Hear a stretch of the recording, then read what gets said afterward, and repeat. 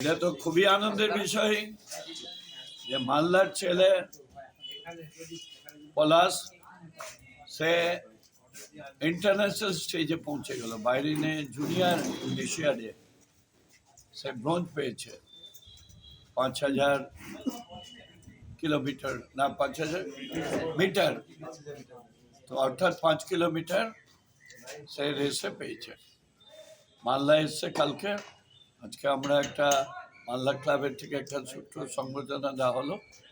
DS এর মাঠে সব ক্লাবকে ডেকে একটা ভালো করে সংবর্ধনা। এখান থেকে আমরা প্রথমে গেছিলাম, আমি এখান থেকে শিলিগুড়ি গেলাম, বাগডোগরা থেকে প্রথমে ব্যাঙ্গালোর গেছিলাম। ওখানে আমাদের ক্যাম্পে জয়েন করেছিলাম, ওখানে 1 সপ্তাহ আমি থেকেছিলাম। তারপরে ওখান থেকে জুনিয়র ন্যাশনাল খেলা ছিল, সেখানে এসেছিলাম আমরা। উড়িষ্যা থেকে ছিল জুনিয়র ন্যাশনাল।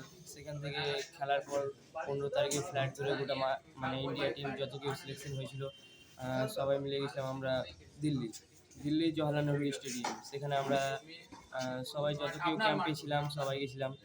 আমাদের মালদা থেকে আমি এবং মিষ্টি দিয়ে গেছিলাম। তারপরে ওখান থেকে আমাদের ক্যাম্প হলো ব্যাঙ্গালোরে, এই দিল্লিতে কিছুদিন প্র্যাকটিস হলো। তারপরে আমাদের দিল্লি এয়ারপোর্ট থেকে বাহারায় নিয়ে গিয়েছিল। দিয়ে ওখানে 22 তারিখ